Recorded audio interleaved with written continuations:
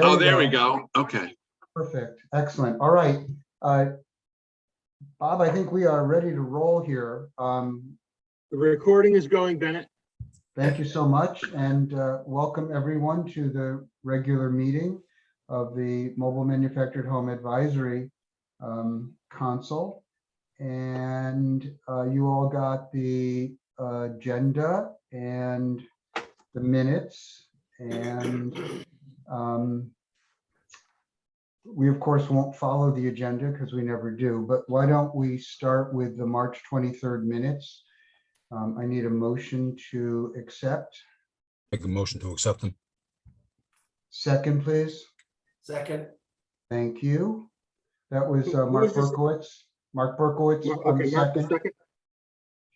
second. Any additions, corrections, revisions? If not, all in favor, aye. Aye. Aye. Opposed, abstained, minutes are accepted. So just to let you all know that the department enforcement side is not represented here today.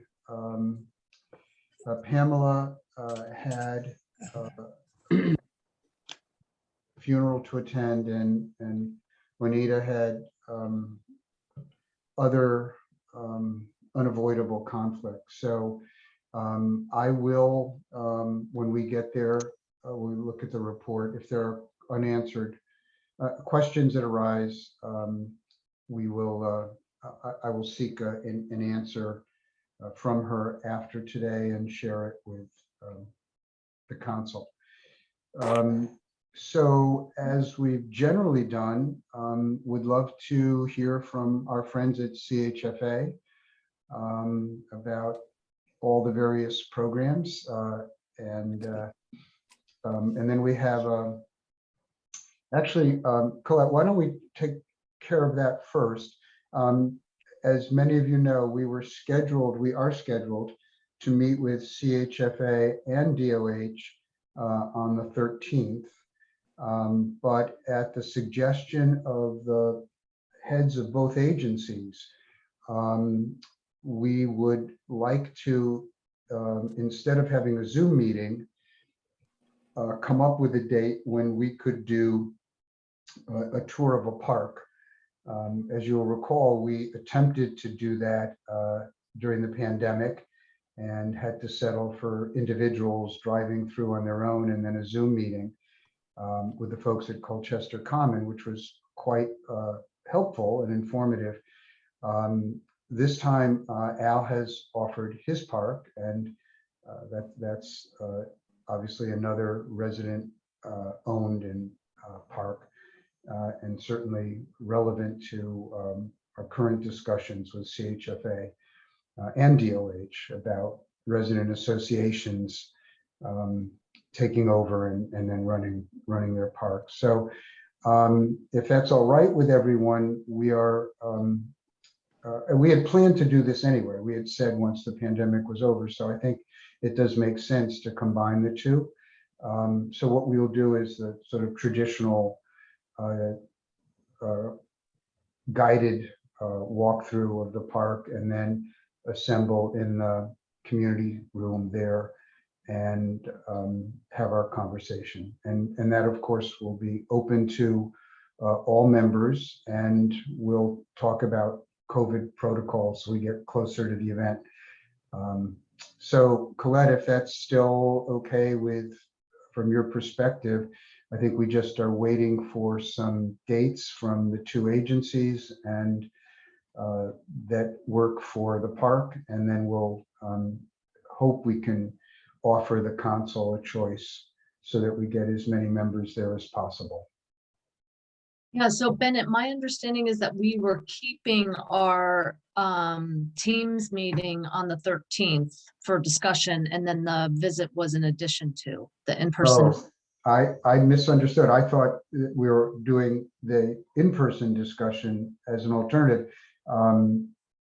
Since we're looking to do this for a variety of reasons in June, if it's possible to get the meeting scheduled, the tour scheduled, I think that would be preferable to doing the meeting by Zoom, and it won't delay things very much. Especially Okay, so since do you want me to cancel the meeting on the 13th?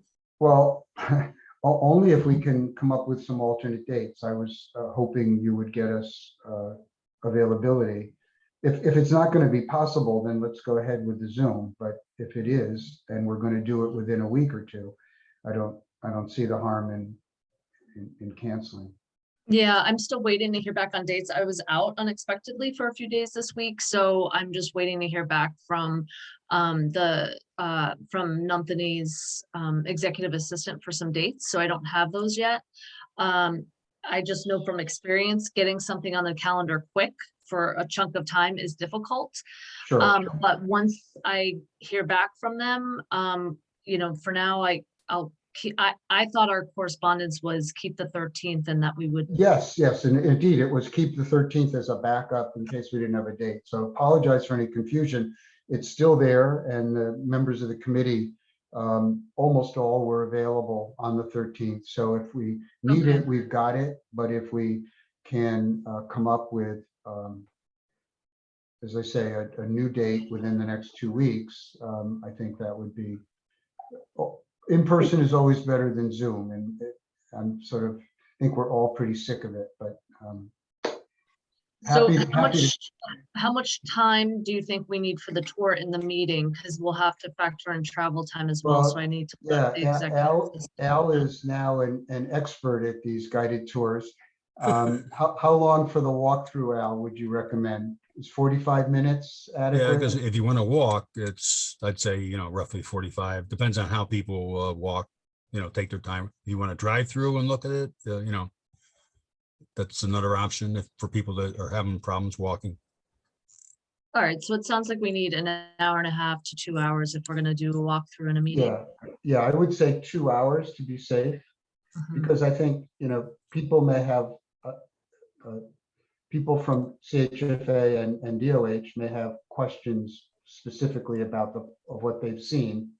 And we want to give time for that, but then we do want to have the broader discussion about the role of DOH in supporting the new park purchase program, and see if we can get details that can be included in some of the materials relevant to the program. So, Bennett, yes. I mean, I'm just wondering if the point of having the tour is to get DOH on board, and the point of having the meeting is to finalize language on the CHFA program. No, it's not, Rafe. Sorry, that's your confusion. Okay. We've had our final meeting with CHFA, and we are waiting for a redraft, and then we will send any final comments in writing. So this is the long delayed in-person tour from 2 years ago, one that we've done, historically, and then the fact that DOH is here is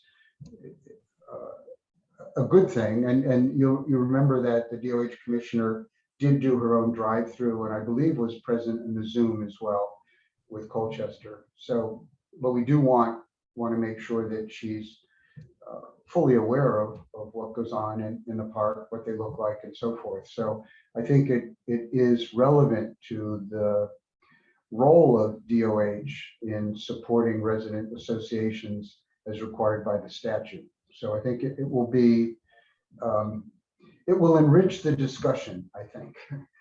Can I ask if there's been any DOH and or CHFA physical drive-through of the Colchester Park? Because I know we had the Zoom meeting with them. I know that the DOH commissioner drove through. You did, okay. I don't know who from CHFA did. Okay. Yeah, so again, we'll keep the meeting on the 13th if we need to. if we can reschedule within the next 2 weeks and do it around the tour, then we'll do that. And we'll keep everyone informed. Colette, is that all right? Yeah, I'll have to call Nanthi's assistant and just kind of talk it through with her. I am concerned of finding a block of time like that for their hear you. calendars. Yeah, Because that's like 3+ hours in the next 2 weeks. I would be surprised if we can pull that off. You'll let us know. If not, we have a backup. Okay. Great. So, Colette, why don't you just go ahead and introduce the various folks and the various programs you want to update us on. Sure, I can provide a quick update. I know I've got some colleagues on hand. With regards to the park purchase program, I have, and just so that you're also aware, we've had some additional management leadership changes at CHFA. So Masuda Omar is no longer with CHFA. So Kelly McDermott, who was on the call, I believe for the first time when we met recently, she is now our interim managing director. So I'm working directly with her to finalize things based on our last discussion. So I have made updates to the program. I'm scheduled to meet with her soon. Again, I just kind of need to get on the same page with her since she's kind of coming into this process at this point. But from my perspective, I'm hoping this is, we're wrapping this up, that we're now at the end here. We've had our conversations on the materials, and I'm hoping that now we're kind of, seeing the light at the end of the tunnel here. We can have something finalized. So that's the intent of my next conversation with her, is to just, move forward and try and wrap this up on the park purchase program. In addition, obviously, we have a meeting scheduled here next week to incorporate DOH feedback. And again, I have a few colleagues. I've got Marcus on the phone, Lisa with My Home CT, Valeria, who I think is familiar with the marketing for the single family program. I can tell you, we also have had turnover in single family. So I'm waiting for kind of a contact person. I know Marcus has done an amazing job of pinch hitting, but I don't think the intent was for him to be the primary contact for that program. So I'm working towards kind of having that contact person in single family that can attend meetings and provide updates going forward. But at this point, I don't have that person. So I will just open it. I'm not sure if any of my colleagues who joined me here have specific updates, but if you'd like to either ask questions, or if you'd like to unmute yourself and provide any updates that I'm not aware of, please. Yeah, could I specifically ask that we hear from Marcus about any developments on the single family front? And also, we had a presentation last time about I forget the name of the program, but to help people with arrearages in their rent or mortgage. And if we could get a quick update on that, that would be extremely helpful too. Sure, I'll go first, and I'll hand it over to Lisa Coper, who my colleague on the line, who can speak to the My Home CT program, which is, I think, Bennett, the program you're mentioning. So right. I don't have any critical updates on the refi or the purchase programs. Those are the ones that I've kind of been on the call previously to talk about. And to Colette's point, I think going forward, we'll have somebody from the single family team, from our home ownership team, who will have a little more knowledge about the status of those programs, where they're at. Obviously, I'll be here to help with the marketing and outreach efforts and kind of help spearhead and answer any of those questions. But at this point, I don't have anything critical, again, to talk about on those programs. But yeah, so I'm happy to turn it over to Lisa if you have any questions about the My Home. Just can you tell us if there have been any, how many applications for either the refi or the purchase? I don't have those numbers in front of me, but I can get them for you and send them to Colette to pass along for sure. Yeah, if you would do that, that would be great. And if we could perhaps, Colette, include that in every meeting, just a quarterly update on the numbers, that would be helpful. Because I think real issue is not, I mean, the program is fantastic, but the real issue is the uptake. So, yeah, that would be helpful. Thank you. Any other questions for Marcus before we move on to the other program? Ben, and I just had one, I guess, one brief question. Maybe it's just a comment that, can you hear me? Yeah. Yeah, okay. Which is, as you said, that I think we're sort of disappointed that it hasn't drawn more people. And so I think the question that maybe I'd ask CHFA to think about, and we should too, is there anything that can be done that hasn't been done yet, or anything that needs to be done a second time that might build a larger usage of the single family program and of the arrearage program? That's all. I mean, I guess we just need to try to understand why it isn't getting greater usage than it is, and whether the things that can be done that would promote that. Yeah, including anything we can do. Right. I mean, and if we can, yes. I mean, it's a kind of a problem solving thing for how can we get more people using it? Because it seems, it's just the programs are great, and it just seems that they ought to be used a lot more. Could we think in terms of putting this on the agenda for our next meeting, which will not be till September, right? Correct. Yeah, I believe it's September. By then there may be a new head of the program, and I think I'll pass your comments along to the single family director and just put that request into her to be able to provide that on a quarterly basis to the council. super. That'd be great. Yeah, One question for you, Bennett.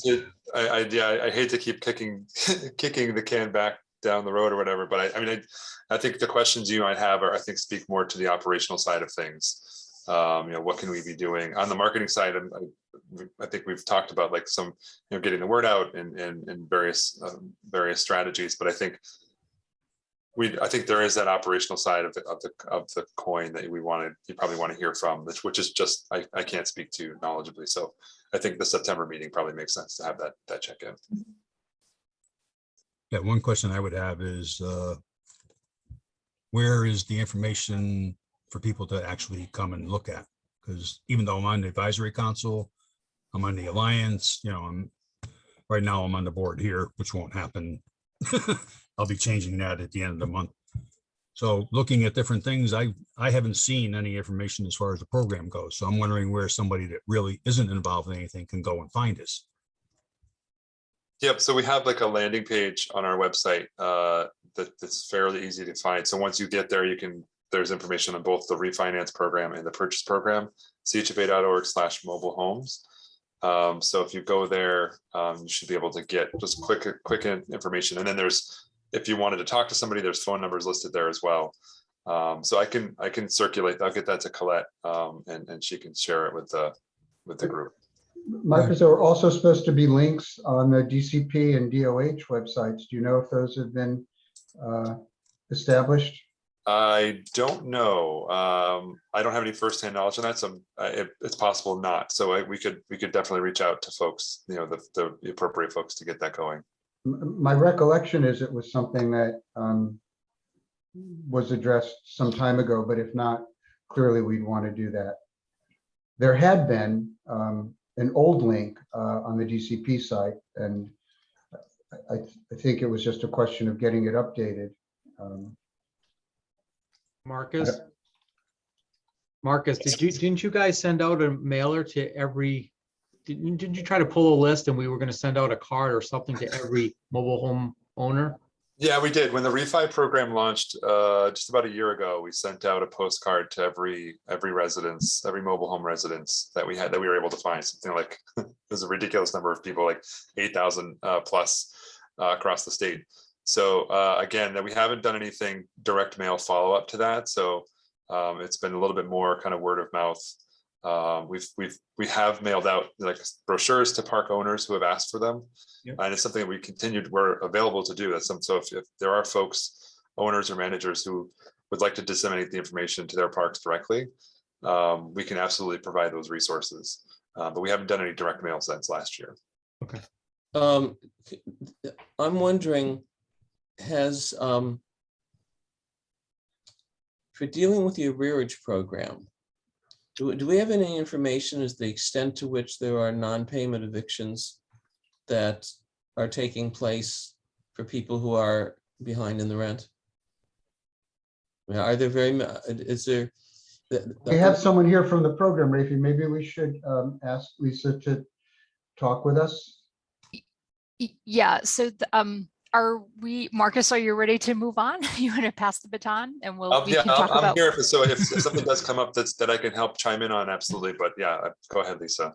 Okay, so I'm Lisa Coper, and I've talked to you guys before about the My Home CT program, and that is the program that we've put in place through federal dollars to help folks with homeowner with qualified expenses and mortgages and things like that if they've had a COVID-19 financial hardship.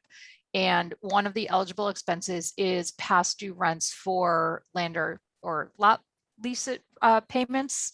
And so let me just finish with an update on the program is fully launched. We opened the door, if you will, on May 2nd. We've gotten lots of applications in the door. We're in the process of reviewing those applications for eligibility, and then funding in the next. We'll begin funding applications before we stay on target in the next month or so.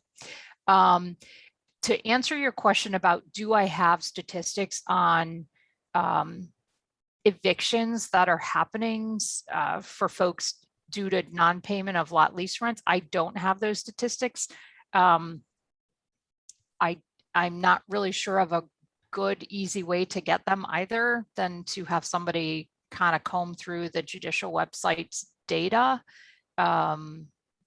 So I'm not, we'll have to kind of put a pin. We'll have to see if we can come up with some sort of answers and maybe report back next quarter. We'll do the best that we can.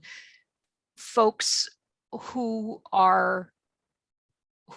apply, who have a law day or a sale day, when they note that in their application, that application does get escalated because they're an imminent default. And we send them a letter and, thank you for your application, it's acknowledging your application. And we suggest to folks that they supply that letter to their servicer or to whomever I'll just use creditor as a word to kind of encompass all of the non-mortgage qualified expenses, so that the folks know, okay, this person is, in the process of applying for assistance and possibly they will,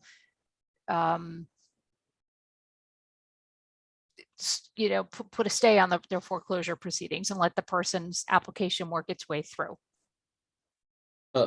Lisa, I guess part of what have you had any communication with the housing mediators in the court system?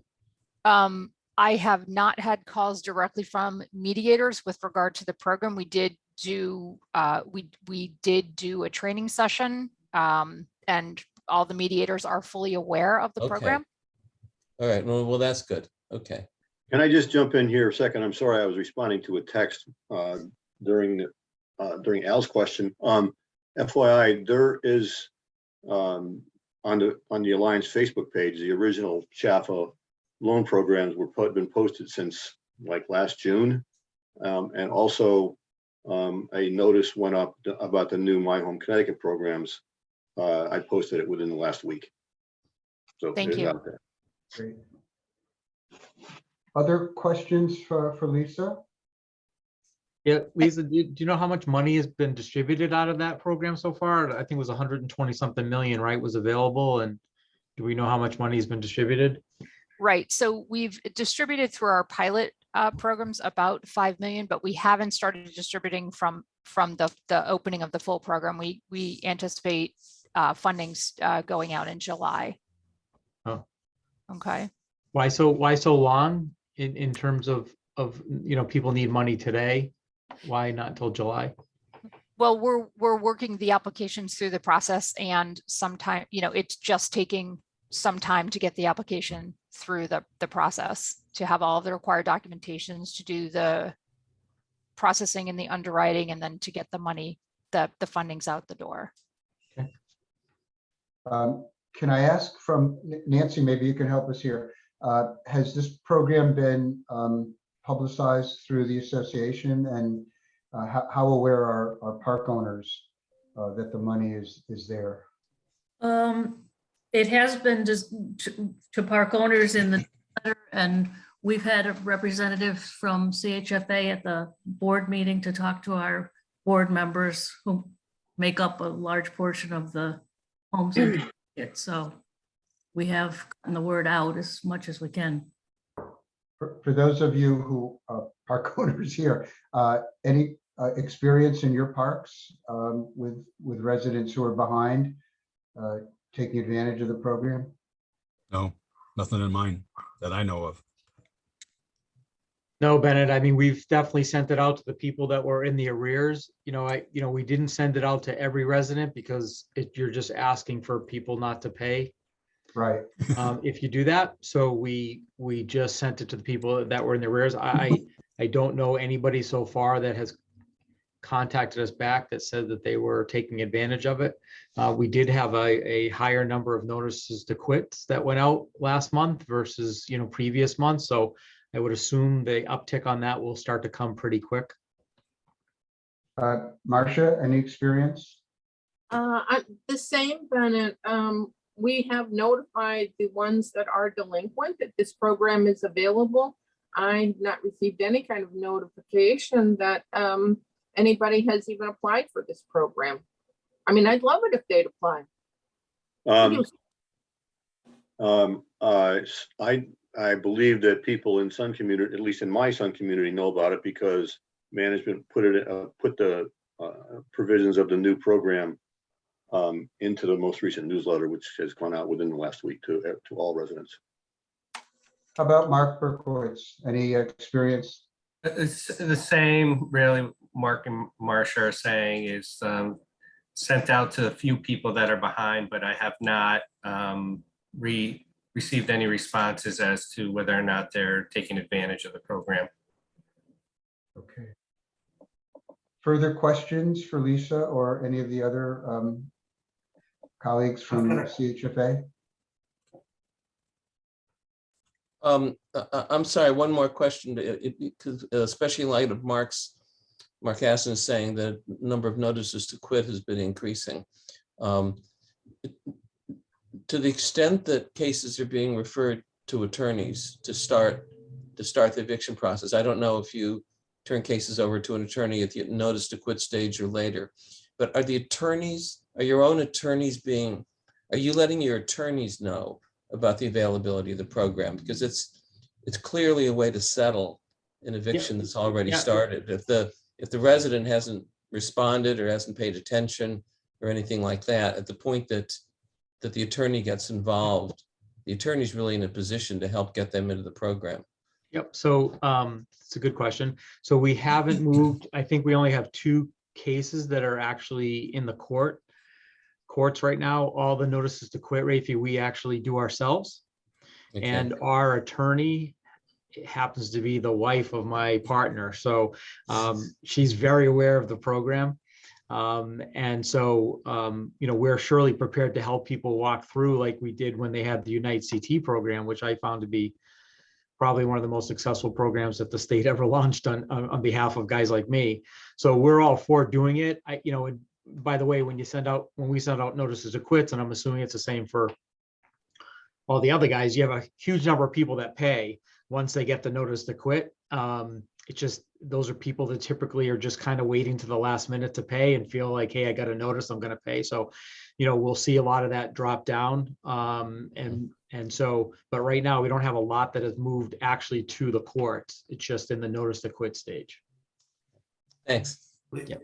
Lisa, I got a question for you. Is this a full grant? Yes, it's a grant. There's no lien on the property, or there's no obligation to repay. And we will make, the program will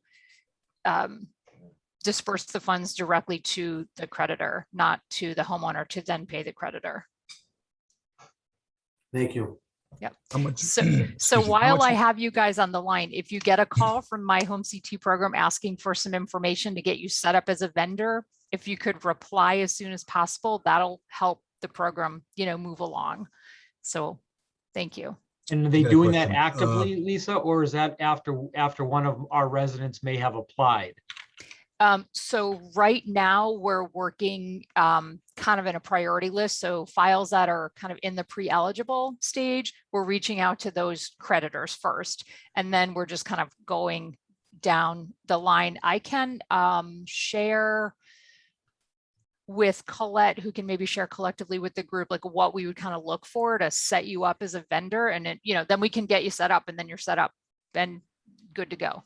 Yeah. Yeah, that's- I'm wondering if Nancy, you could be directly in touch with Lisa on that to expedite it for your members. Sure. Yeah, Nancy represents the Park Owners Association and is in the best position, I think, to get the word out. So I think it's helpful to get it to the council as well, but they're the ones who are going to use it. I got a question for Sure. Lisa. As far as that program goes, how much money is actually given to the person that's behind? Just what they owe, or is there a buffer added in there somewhere? Or because what I've seen in the past is people are behind. Like Mark said, some will pay, others won't. It goes through the court. There's delays. It gets dragged out, and these people will have a tendency of, even if you give them a hand to help out, they fall back into the same situation again right after it's been resolved for them. So it's kind of like up and down, What is Sure. actually there to keep this from repeating continually? Sure. So, the program maximum is $30,000. So it can pay in arrearage, or it can pay, it can also pay some forward payments for the homeowner, but up to that program maximum of $30,000. There are, that's assuming that this particular application is qualified for the grant. So there's, income considerations, there's the hardship needs to be a COVID-19 related hardship, things like that.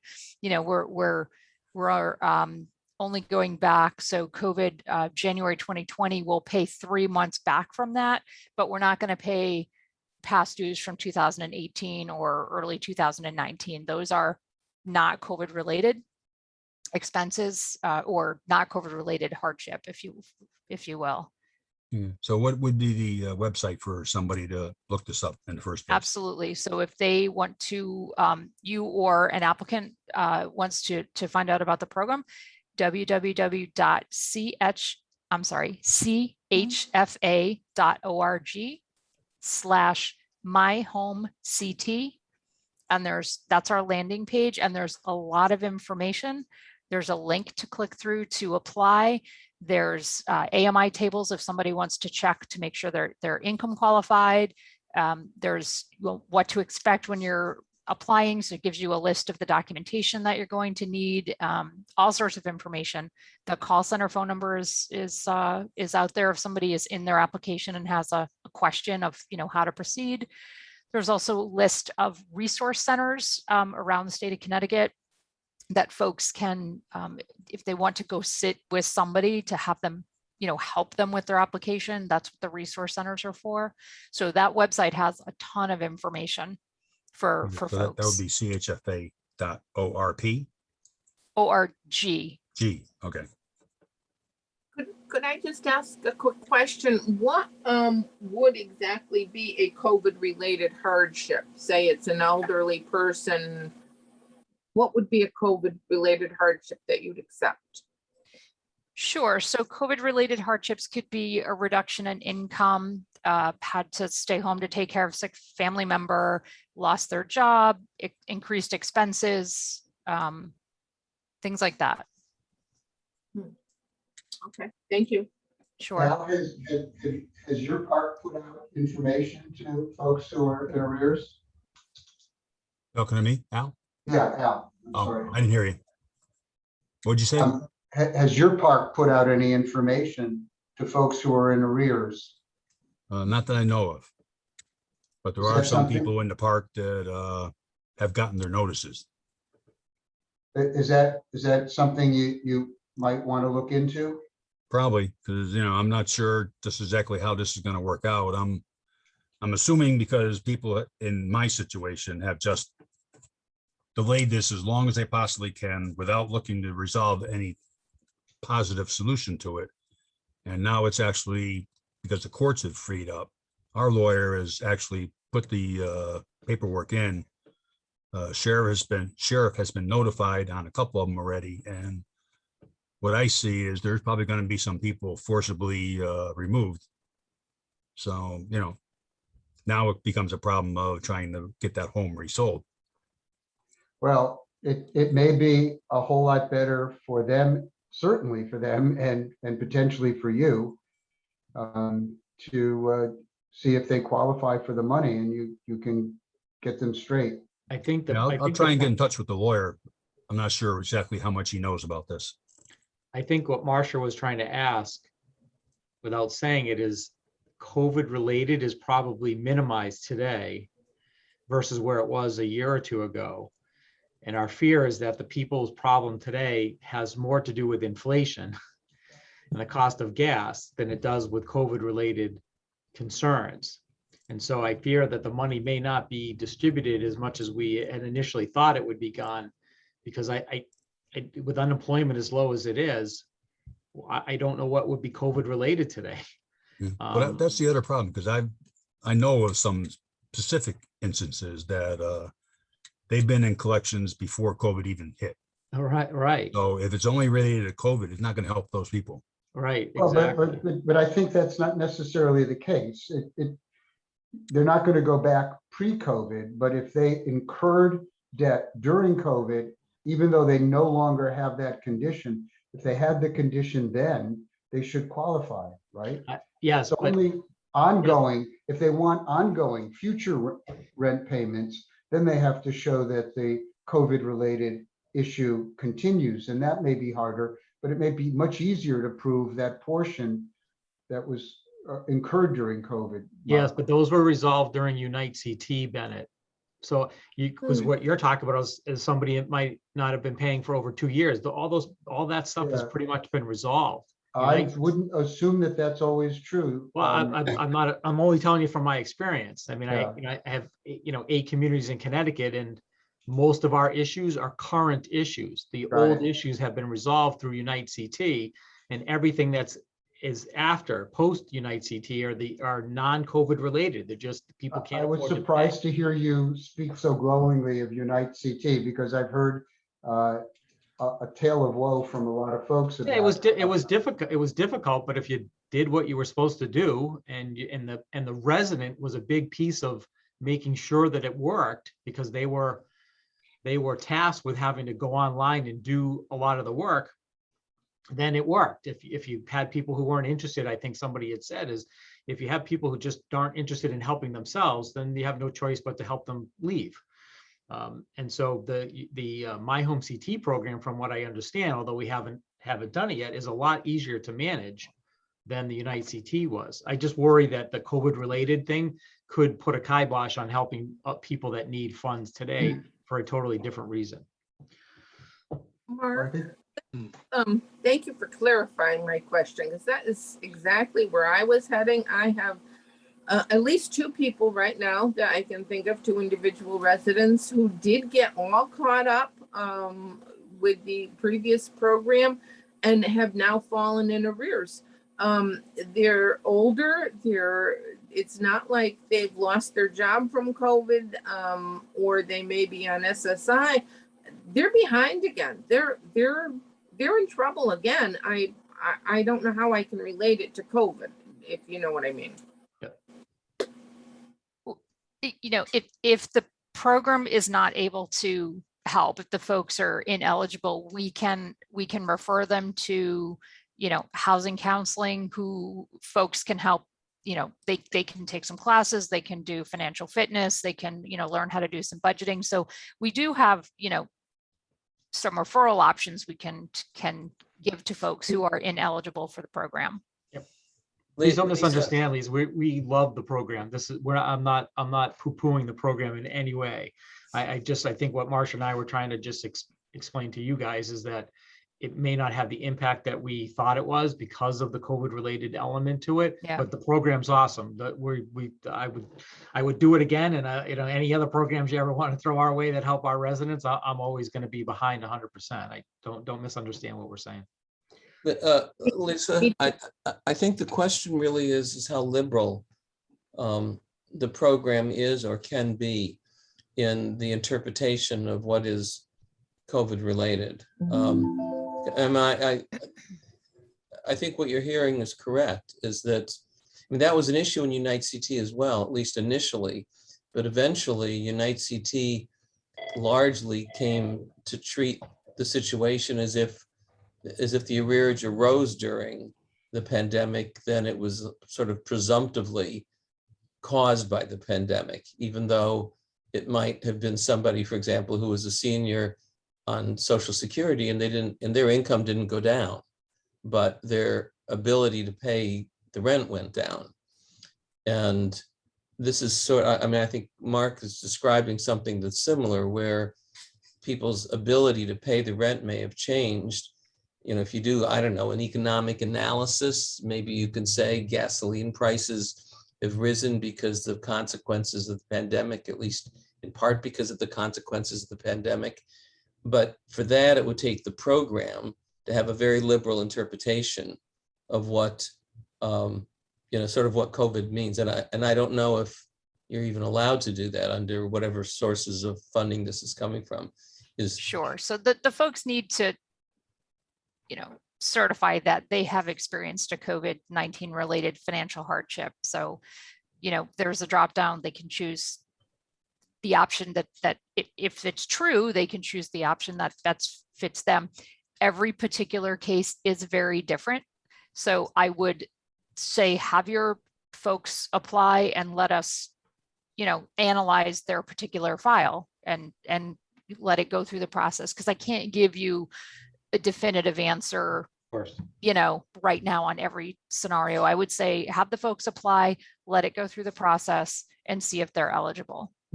I would argue that we're all suffering from a pandemic related problem, right? I mean, we're all suffering from inflation because of the pandemic. In a sense, that's kind of what Rafi's saying. That's a liberal way to look at it, but we're all suffering.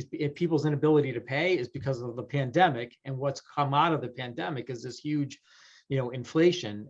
So increased expenses is a COVID related hardship. Well, there you go. Perfect. Yeah, I think given CHFA's track record in designing and administering programs to ensure that the beneficiaries get what the program is designed to deliver, I would just second what Lisa said, is encourage everybody to apply and let CHFA take a look at it. I think there is a good handle there in the experience, the common experience that prices have, especially prices that poor people pay, when they're looking at gas and heating oil or electricity and food, those have gone up astronomically. So I want to jump in here, and I understand that these programs are meant to address my comment, and that they have, but in addition to everything else going up, the land rents have continued to go up all throughout COVID. There has been no break from that. So that is a resident expense as well that we have to deal with. Yeah. So I want to thank CHFA. We have several other items we have to get to, and unless there are other critical issues that haven't been addressed, I'd like to suggest we allow our colleagues from CHFA to stay if they wish, or leave if they must, and we'll move on our agenda. Thank you for your time. Thank you so much. Really appreciate all you've done. Thank you, guys. Thank you both. Thank you. Cynthia, my apologies for holding you.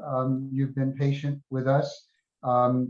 before we get into the complaint report and those items that were marked as legal, I did want to just acknowledge your efforts to get our website updated with the current membership. Mark Asnis, you are not only official, but officially acknowledged as official. Thanks to Cynthia's intervention. And Bob's, by the way. Bob also helped. We updated the pamphlet on rights and responsibilities, and also the department's listing. So thank you, Cynthia, for that. You're very welcome. So can we ask you to just walk us through the matters that you've been tasked with? Sure. So I think at the last meeting, I addressed the cases regarding Shoreline. There were 3 open cases that I closed around the time of that last meeting. There's a detail in the report, but I'll repeat it. It's okay. So the 3 Shoreline cases all related to there being drainage issues, trees that weren't removed promptly. There was feral animals, skunks and cats that were an issue. And this was all in 2018 to 2020. And the 3 cases were closed with no enforcement action because the management submitted copious amounts of evidence of repairs that were made, curb drains installed. They had put up a retaining wall to control water flow. It was a ton of work that was done there. They had contracted also with animal, I don't know if it was a shelter or more like animal control that would come out and trap the feral cats that were on the property and skunks and remove them. So they submitted evidence of all of those repairs. So all 3 cases were closed with no enforcement action. The 2 that were not mentioned at the last meeting, since I closed them after that meeting, was the one regarding Riverview mobile home estates. And that was one very short case, I guess. The complaint alleged that the person's home, the resident's home, was sinking. And they submitted, it was a very kind of, plain complaint form. There was no evidence submitted, no pictures to document, what exactly they were referring to. So investigations went out there and didn't find any evidence of sinking. They referred it to me to just kind of review it, again, and see if they had missed anything. And I closed the case because we had absolutely no evidence that this mobile home was sinking. So I closed that one out with no enforcement action. The other case was Rivermead Point North. So that one the complaint was based on a resident wanting to install her own fuel oil heating tank. And the park has a policy of not permitting residents to do so because they have a centralized kerosene delivery system that's all, based, I think, on 2 enormous tanks of kerosene that get delivered to a central location at the park. And then they're delivered through underground pipes to each mobile home. And my understanding is that this is a very unique situation in Connecticut, that I think it's the only park in the state that has this, arrangement. So I contacted Pura and, well, I should say that the regulations do, permit residents to choose their own heating oil vendor, which is why, I pursued it. So I got in touch with Pura. They were very familiar with the park. There had apparently been an issue in the early aughts, early 2000s with their fuel oil system, and they worked with them to make repairs and adjustments. And so they didn't think that there would be any problem with a particular resident putting in their own fuel oil tank. The park's contention was that this would be catastrophic, in terms of, if they had every resident digging a hole and potentially hitting a pipeline or some other, underground system, they thought it would be too dangerous to permit residents to have the ability to put in their own individual tanks. Pura really did not see an issue with it. I put them in touch with the management at the park there. They went over their call before you dig guidelines. They registered them with call before you dig. And they verified that there should not be an issue, and they also didn't foresee that every single resident, my understanding is that it's a pretty large park, so that they didn't foresee every single resident wanting to put in their own tank. So that if a few residents did, it wouldn't be an issue, and it wouldn't be, an environmental issue, and it wouldn't be a safety issue as long as they complied with the call before you dig guidelines. Pura also had a very detailed record apparently of all of the underground piping systems that they have out there. And, they said there's lots of water piping, there's telephone line, there's electric, there's all kinds of buried lines out there that everyone has had no problem complying with call before you dig. And there haven't been any issues. So I did inform management and the resident that the department doesn't see any problem with the ability to put in their own fuel oil tank, especially since it's, provided for in the regulations and statutes. So that one got closed out with no enforcement action. Since there really hadn't been a violation yet, the resident hadn't put in a tank yet, she was wanting to and requested permission to do so. So that's it really. The rest that are on the report are still with investigations, but those were the ones that pertain to legal. There is one other closed one I'm seeing down here, Grove Beach. Oh, Grove Beach, yes. I also went over that one at the last meeting. That's the one where you may recall the resident mistakenly dug up shrubs that were put in to mark her property line. Yeah. Right, and moved them over onto the other resident's property and made a conflict about that. But yeah, that was closed because it really was the resident's mistake. Yeah. Can I follow up on the Shoreline Trailer Court case you summarized? One of the issues was trees. Right. So someone went down from DCP to look at the trees?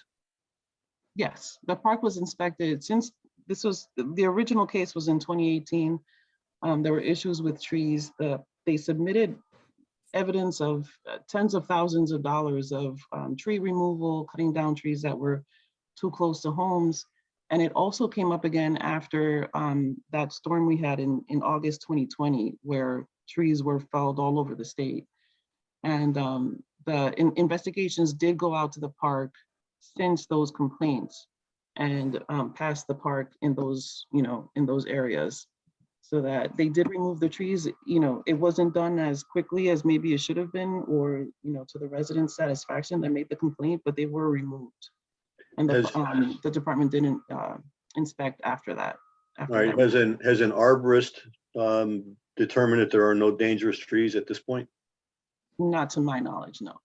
Okay, thank you. Cynthia, when the files are closed, I'm assuming that means the complaint itself, anyone could ask to see could get a copy of the file. Yes.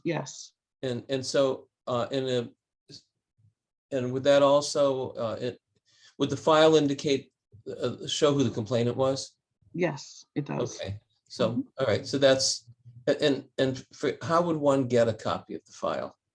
So I can probably put it together. It might take me a little bit since I'm kind of swamped right now, but I can probably put it together in several emails, especially the Shoreline case, because there's a lot of paperwork that went with that. But I can probably put that together myself rather than sending it through as like an FOI request and having it, take a little longer. I'm not asking for the file, but I just wanted to understand the process. I would like to get it. For your information, the complainant is listed on this report. Oh, right, that's right. If it's not too much trouble, I'd like to see that, how that was all resolved. Sure, I can put that together. Thank you. Great.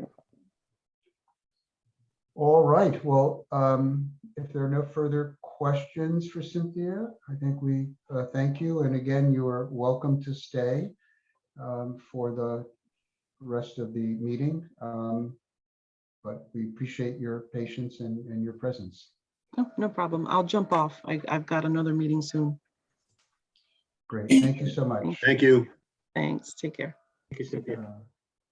So I had noticed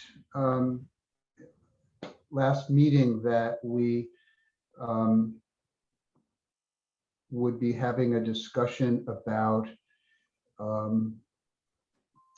a project that we might undertake as a council to be able to support the expansion of the use of mobile homes.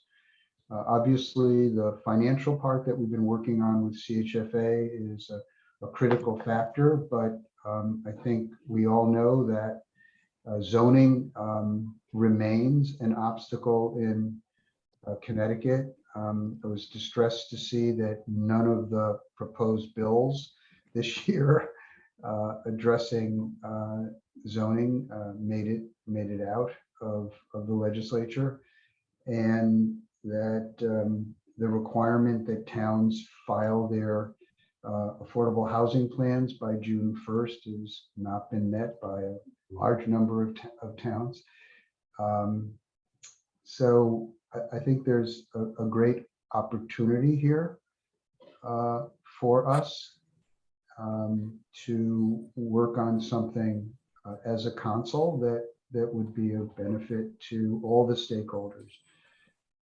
And we do have history here, not a very successful one, of trying to identify towns that were in violation of the existing zoning statute and getting the Attorney General to take some action. That was quite a while ago, and maybe Rafi can give us just a brief history of that effort. We had a law student working as an intern get copies of zoning regulations and put together an analysis for us. And Bennett, if I could just kind of start this discussion, I think without getting into the weeds, let's look at sort of the big picture here. I was at a commercial real estate conference yesterday with Ned Lamont, was the initial speaker, and he spoke mainly about residential housing and how much we needed residential housing in the state, which was a little bit of a disconnect because he's with a bunch of commercial brokers and other folks, but that's okay. We all listened politely. And I just find it just a tad ironic because the towns in this state have had 5 years to put together a plan for affordable housing. 5 years. They had to put together a plan for affordable housing by June 1st. Less than half of the towns in the state submitted a plan. So if I think if nothing else, that sort of gives you a sense of the lack of appetite for zoning reform in this state. So let's not kid ourselves here that, that we live in a state, a liberal state, where we want to all of a sudden put in a bunch of affordable housing. And I'm sure, Rafe, you could speak to this, but, let's just be open and honest. But as a council, I think we need to be aware of, what we're up against. We've had 10,000 lots, mobile home lots in this state since I've been involved in the industry. And I don't think that's really changed that much. I think one of the things we do need to do as a council, because it is our charge, is to promote the industry and find ways to promote the industry. With what we do have, I'm not so sure that we're going to be very successful in getting towns to open up their zoning to allow a lot more affordable housing. They talk a lot, but unfortunately, when you give towns 5 years to put together a plan and less than half of them put in a plan, I think it tells you a little bit about, where we are as a state. Is there, I just I just heard something yesterday that I'd never heard before. Does anybody on the park side know anything about a mobile home park coming online somewhere near Oxford Airport? I had never heard that before. I'm sorry, coming online where? Somewhere near Oxford Airport. I don't know that this is accurate, but I heard it, and I don't know anything about it. I wonder if anybody else does. Is that the Garden Homes? I don't know any. Mark, I don't know anything else about it. I think 15 years ago, they were trying to put in a mobile home community there. And they were being blocked at every step. I don't know if that's now going forward. I haven't heard that. I think it's going forward. I think that Richie's building a number of homes. I mean, He used the Affordable Housing Act yeah, and beat the town. They went to court and he won. right. So just so you guys, so I'm in the middle of applying for a 830G in Waterford, Connecticut right now for 47 units. And we're in the middle of the approval stage with the town right now. And How have they been? Are they they're amenable? yeah, they've been okay. The surrounding tenants are worse. The surrounding residents are worse than the town is. They don't want it in their backyard, which is why a lot of the towns have trouble with these things. It's not so much that the town themselves is against it. They just know that they're going to get so much pushback from the town residents on it that they feel like it's a battle. They're battling two sides. Nobody wants their poor relatives living next door or in front of them. Well, what's interesting about our community is these are double wide homes with front porches, the way that Richie builds his at Garden Homes. They're homes that would sell for $200,000, which is just about the value of the homes that are surrounding the new community would be. So we're not sure what it is that they're arguing against, but we already met with the residents, and their whole argument was that it was going to bring traffic and crime to their neighborhood. That was their argument. Even though the homes were valued at the same amount as that their homes were, that is their argument. All right, Mark. So in addition to the Affordable Housing Act, we have our own anti-discrimination provision that your homes would fall under, right? Yes. Yeah, of course. And the town cannot discriminate against them. Yeah. No, I mean, I can't guarantee our success, but we have mitigated any of the health, safety, and welfare concerns that any town would be able to deny your request for 830G. Okay, so these I'm not familiar with 830G. This is does the existing zoning regulations permit you to put up a mobile home park there? No. So Dave, 30 years ago, the state of Connecticut passed a law called 830G, which is the Affordable Housing Act. It supersedes all zoning in all towns unless there's a health, safety, and welfare concern. So 830G can beat back. Now, the problem is the towns can still make it difficult. They could still deny it and make you sue them. And plenty of people have sued the towns to enforce the 830G. And a lot of guys like us, developers, don't want to spend the couple hundreds of thousands of dollars to go to court over something they'll just move on to someplace else. So a lot of towns win just because they'll fight it as long as they can. And sometimes they lose. Richie beat them. We beat them at a stick-built development in Lisbon, but it took us almost 10 years to get it done. All right, and these are homes that are going to be on leased land. Yeah. This is going to be under the DCP rule of a mobile home community. Can I just to level set all of us, Rafi, can you talk about our anti-discrimination provision and how that works in conjunction with the Affordable Housing Act? Because I think that is itself a powerful tool if you're using double wides. Yeah, there's an anti-discrimination provision in the Zoning Enabling Act that says that only applies to double wides.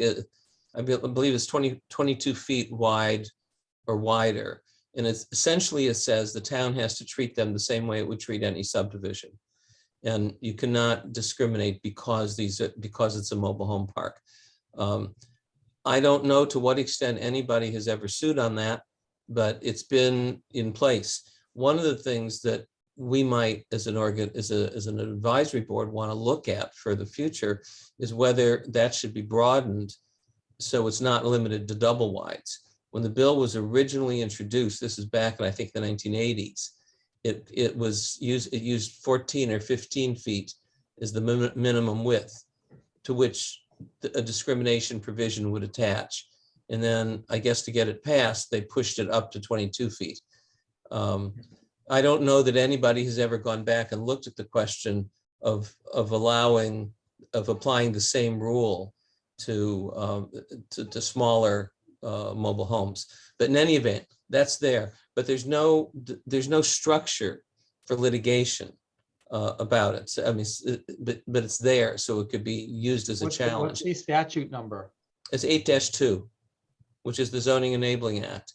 And I don't remember what the subset, there's a particular subsection, but you should take a look at it. And it would, certainly would buttress any claim under 8-30G. 8-30G is very specific to applicants that want to create affordable housing. There are income restriction rules, but the income restriction rules, particularly for mobile home parks, will pretty much cover everybody.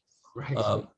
Because so you do have to deed restrict the income levels in the park, but you're dealing with people at between 60 and 80% of median income, and that's at the high end for the park anyway. Right. And you only, and the deed restriction requirement is for 30% of the units. There's no restriction on the other 70%. So that actually is a very powerful tool. And then it's buttressed by the Zoning Act. The other thing that Bennett mentioned, which goes way back, and I don't remember the details anymore, but we had a committee that spent a lot of time putting together the argument to go to the Attorney General's office that there were maybe 8 or 10 towns that the zoning regulations on their face were illegal under the Zoning Enabling Act. That's to say, they explicitly said you cannot, no mobile home parks are allowed in this town. And meanwhile, there's a statute that says you can't discriminate against a park with double wides. So on that face, you didn't have to know anything more about that ordinance other than just read it. And we tried to get the Attorney General's office to litigate on those were on their face illegal. And I don't remember why we didn't succeed. We never got, but that's certainly something. I would guess those zoning ordinances are still there. If we look back and found the paperwork, we could figure out what were the towns that at least at that time had obviously illegal zoning ordinances, and we could try to get those challenged, and maybe, different Attorney General now might be more willing to take on the task. Yeah, let me just add to that in addition to the however many we found, and it was under a dozen, but it was more than 2 or 3, so maybe it was 8, but there were an awful lot others where you couldn't tell for sure on the face of the ordinance. These were just clear cut, outright, undefensible violations of the law. We know there are other towns that in fact are a violation, but you just can't see it in such plain terms. And so there's a lot there that could be done.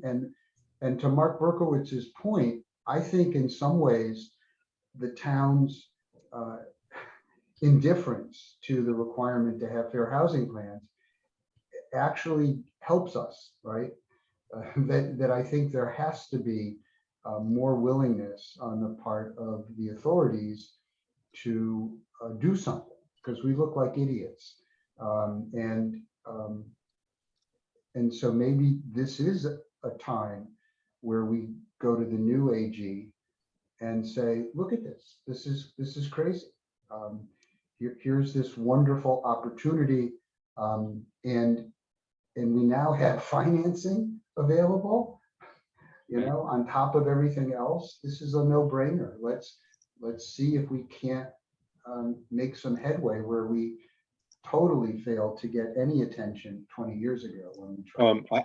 I can say that as a longtime real estate appraiser and tax assessor and mobile home park resident, that based upon what I'm hearing now, if obviously the towns aren't serious, if the states are serious, I think the Alliance would certainly get behind some effort to reform the existing affordable housing or existing zoning obstacles that would increase the supply potentially and keep prices down if the goal is to maintain affordable housing. So maybe we can work together, park owners and residents on this.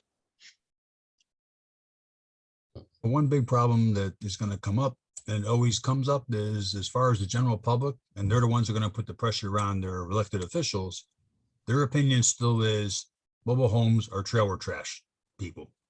And I've never seen that attitude change, no matter how much a park looks good, it's resident owned like mine is, whatever the case is. I mean, in Milford, when we got kicked out originally, because there was a mobile home park there, riders, Milford didn't want our community to be relocated in Milford.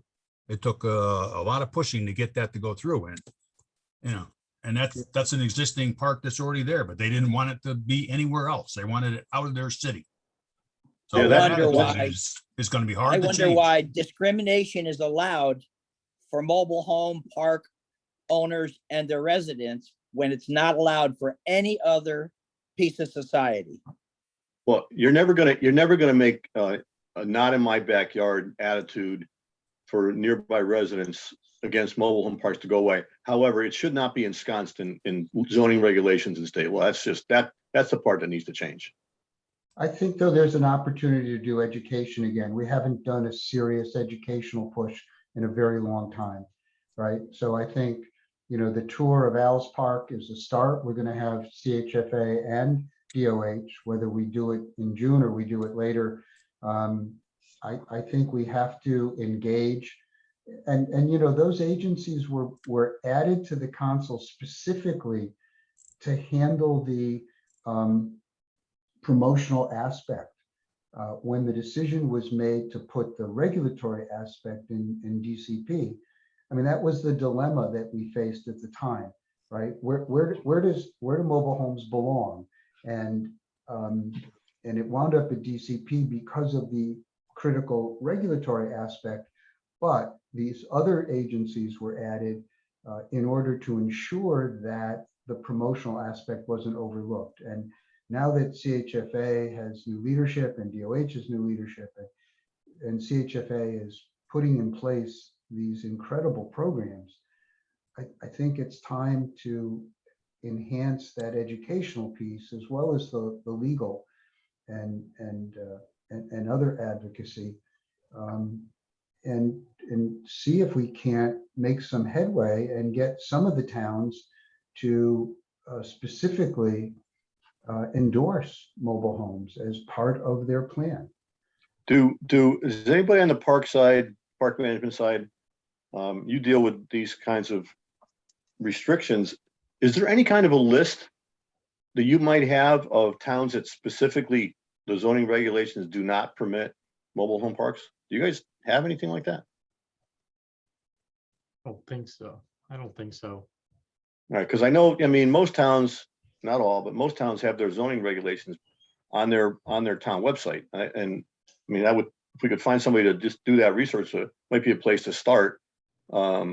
Well, you know what, David, might even be easier in that I think the park owners may not have a list, but they have a lifetime of practical experience. Right. We could start by just getting a list of friendly towns. Yeah, right? it's not so much what they don't say, or what they are saying is, when they're talking about developments, they talk about density, right? And so what 830G does is it supersedes that. So you could get more homes on less acres, but they're not going to say that in a zoning. They're not going to say that in a zoning regulation at the town. So it's hard to kind of see what towns would actually be for or against it in their regulations. Their regulations are really more specific to traditional developments.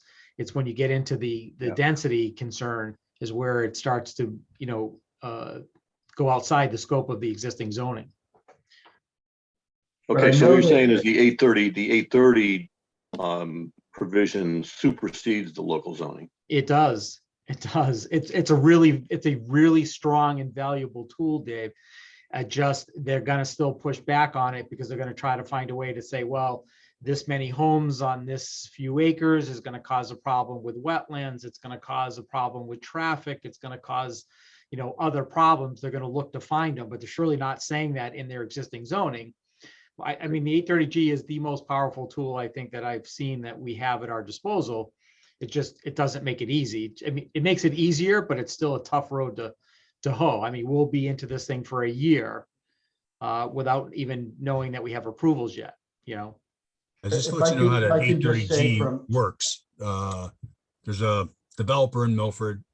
He wanted to put a mobile home park right next to the one I'm living in. And Milford gave him all kinds of grief, this, that, and everything else, restrictions. It wasn't going to follow their game plan, utilities, anything they could think of. And he got so fed up with them, he went to New Haven because he came back and told those people at a Milford meeting one day that I was attending, that he went to Milford, he went to New Haven, found a judge that was favorable to him because he's a developer, got a lot of money. And he came back with the order from the judge, threw it in Milford's face and said, you have no way of stopping me from putting this development in. It's going to go in regardless of what you want.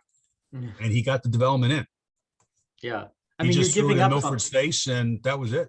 Yeah, remember, guys, as a developer, you're giving up something, right? As Rafi mentioned, you're deed restricting, I think it's 40 years if I'm not, you're deed restricting for a certain percentage of your units, which, kind of does devalue a little bit because your rents are lower. If you're renting the homes, you're renting at a certain rate. You're certifying people on a regular basis. So there is something that we're giving up to get the approval. So I think everybody's got a little stake in the game here. Yeah, well, he did If I the can Yeah, just approval say, I- there's been enough and- success, if I may, there's been enough success with 830G litigation that some towns at least are running scared. Madison has just approved a small affordable housing project,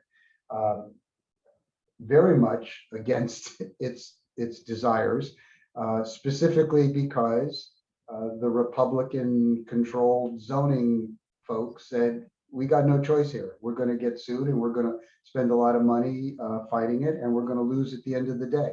Yeah, when You there's know, I enough, wonder- I think when there's enough, lawsuits that have been successful on behalf of the developer, will probably squash a lot of towns. Well, I guess I just should say this so people know it.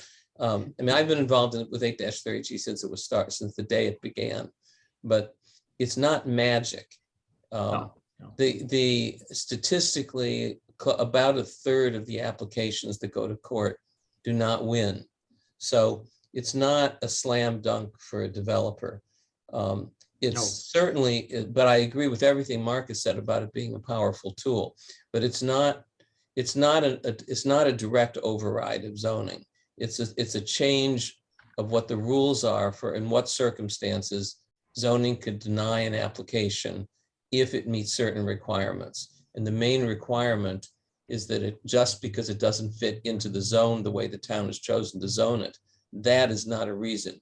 The town has to show something substantial, health, safety, some other factor, even historic. I mean, there are a lot of factors that can be considered. But if the town can't show effectively a good reason, other than that they chose not to make that the zone for it, then the town's going to lose. But it's not like, a developer who, Al, you're talking about a developer who kind of went over the top, apparently. Oh, yeah. Because there's no guarantee a developer is going to win just because he says so. Right. But in the mobile home park context, I think as long as the space is available and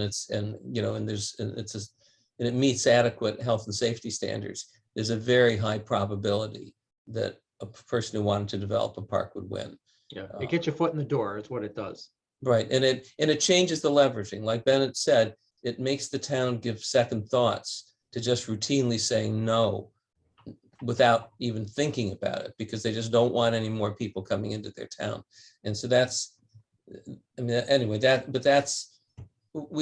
just want to alert people, you can't assume that this is somebody just walks in and says, I'm going to build something and you can't stop me, because that's not true. Right. And that's, and that's why it takes a long time for a developer to win, because they have to invest a lot of both time and money in fighting this all the way through, because the towns will fight against it. So let me ask, would it make sense to form a committee, at least just for purposes of putting together some options for us to discuss at the next council meeting for actions we might take as a council? On zoning, you're talking about? Yeah, on how do we looking at all the components, right? The public education, the financing, the zoning, and the moment that Connecticut is in, where it's got this law that's not being obeyed. It's sort of stymied at getting any new legislation passed in an election year, et cetera. How do we capitalize on that? How do we make this? How do we the break time- through it?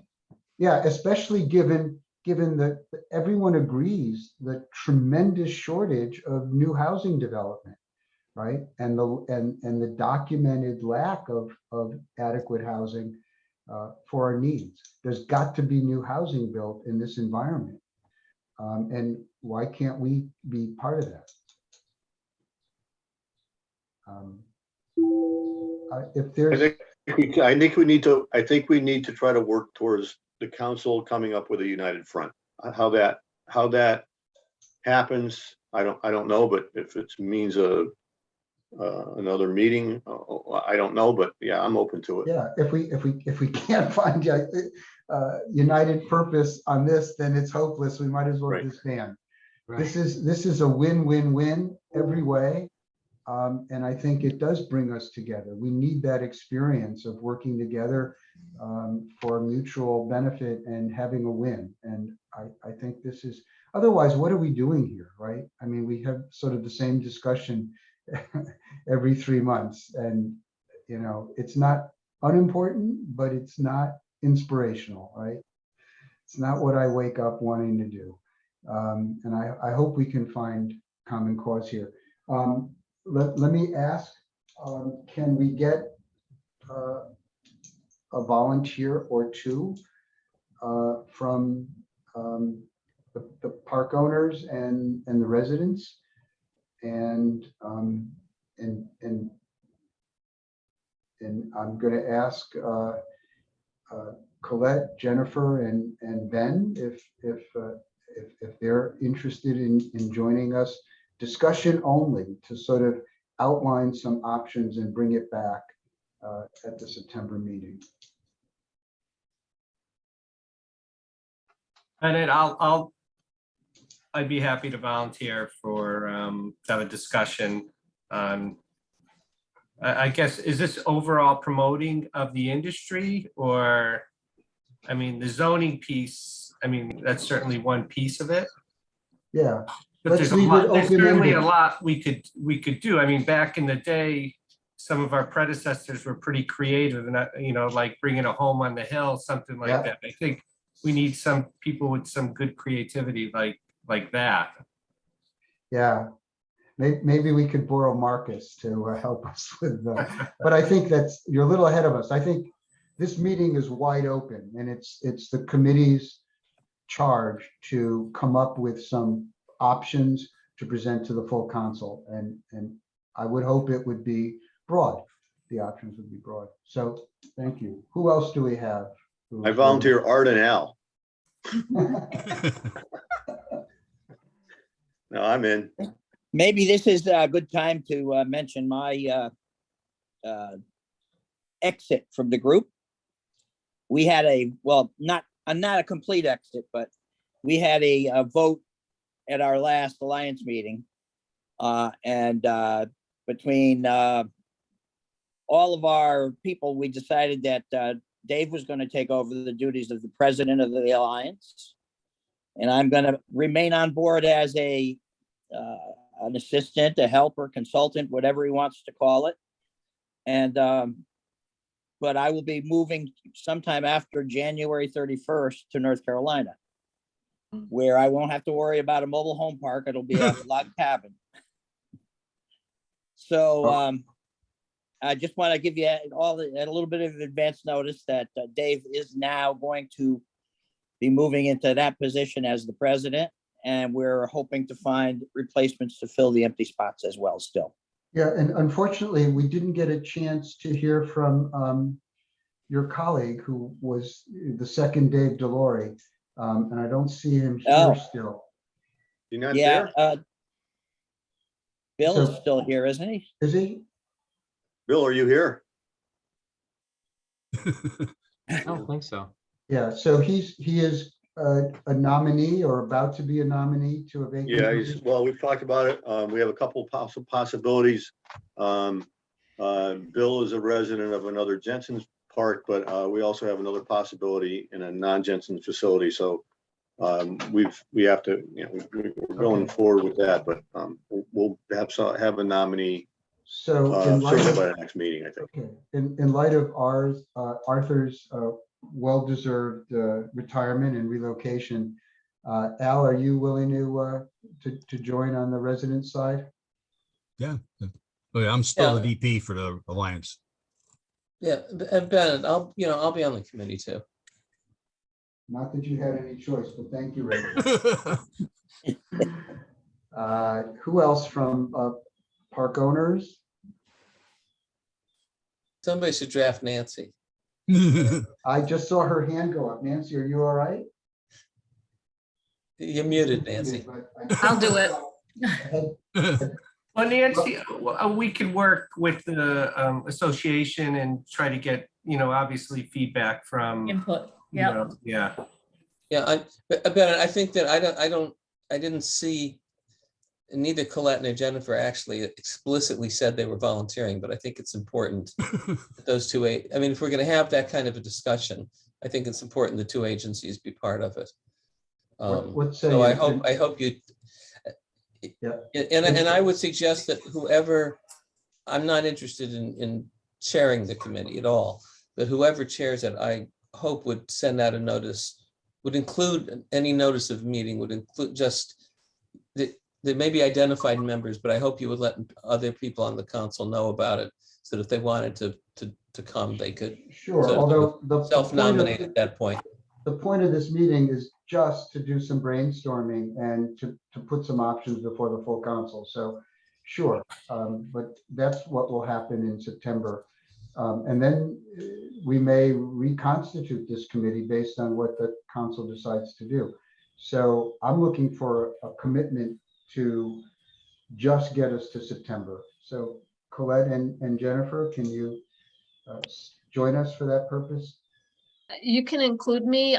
I would like to talk to Kelly about it, and I also want to focus on the park purchase program, but you're more than welcome to include me on the invites, and once I have that conversation with her, I can let you know. Thank you, Jennifer.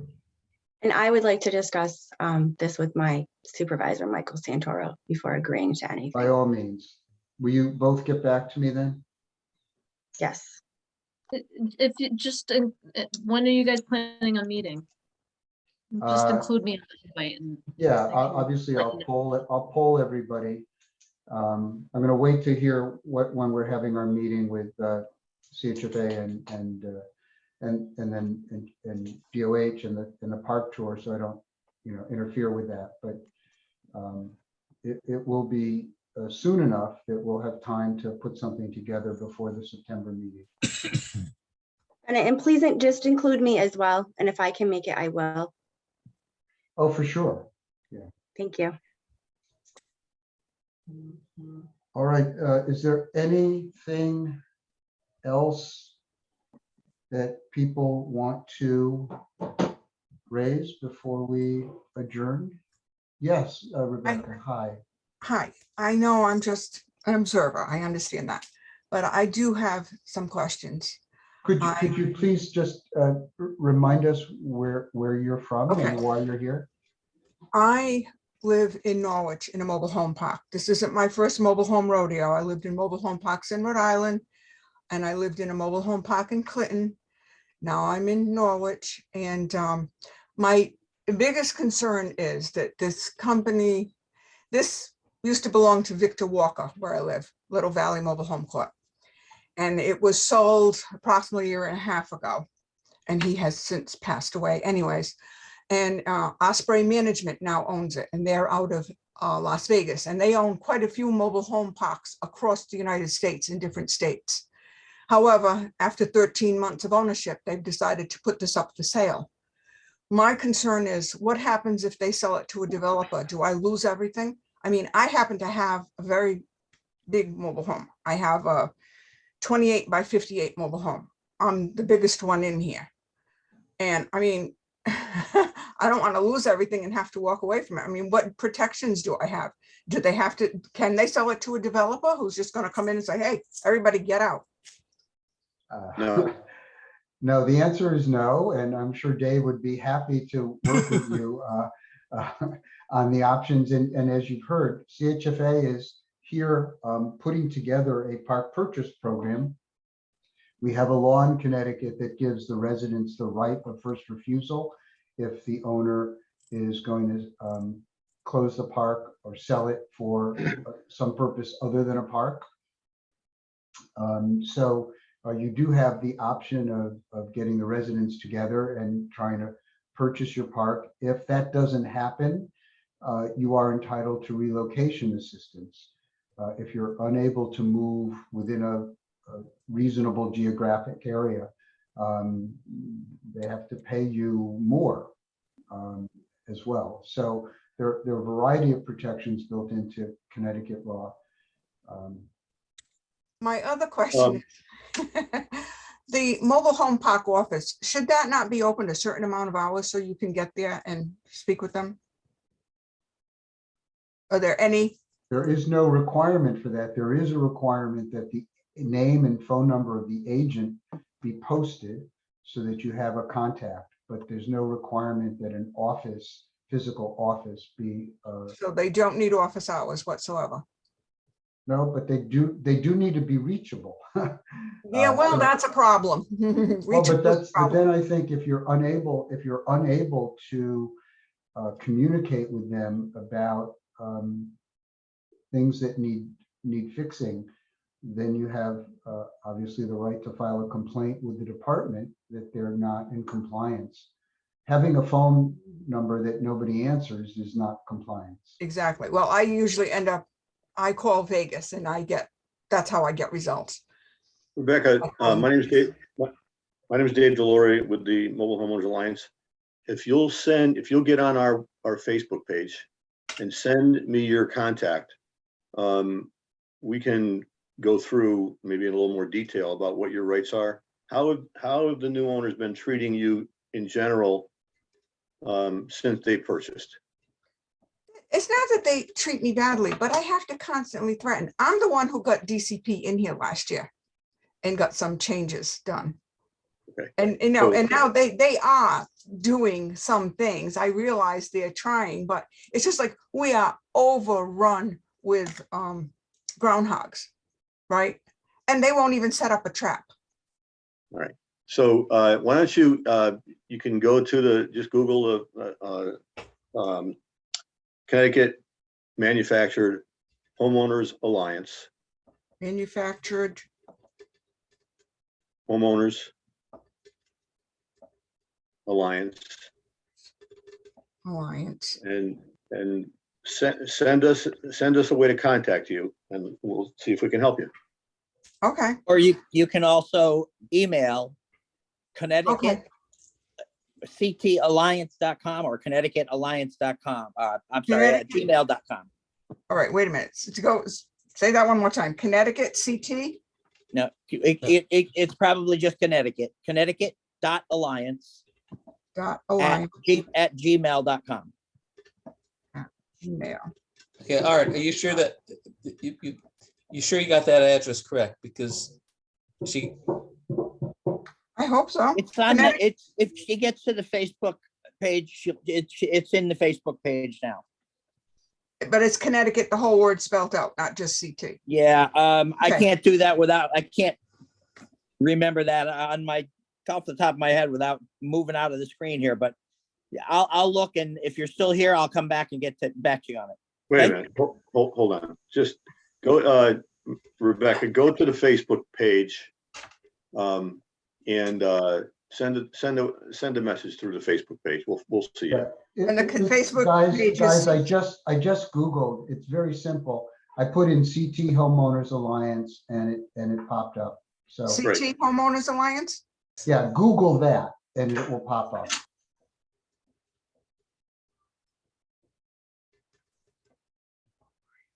It's the second entry, Connecticut Manufactured Homeowners Alliance Facebook. Okay. I will try that later. And if not, I can always email you and you can put it in. Look, I'm 72 years I'll old. find you. It's not easy, you know? You'll be fine. find you. You'll be But fine. yeah, we'll find you. Thank you, And Rebecca. I would like information about joining the council because I really do want to get involved. I'm very involved in Norwich. I even ran for city council, not that I won, but I tried. Rebecca, And yes, it is the full state name, Connecticut.alliance@gmail.com. all right. Connecticut. Talk to Rebecca, how Dave. did you- Sorry for the confusion. Any resident representative has to be nominated by the Alliance. Okay, And there are vacancies, and as you heard from Art, there will be another one at the beginning of the calendar. Rebecca, how did you know about this meeting? you have no idea the time that I spent trying to get help over a year ago. And I started looking on, I Googled all the different park owners. And I finally got one woman in Norwich who owns a mobile home park of 5 mobile homes. She put me in touch with Nancy Parmigiano, who helped me and got, oh, what was his name? The head of the DCP guy. I can't think of his name right now. Okay. Keith something.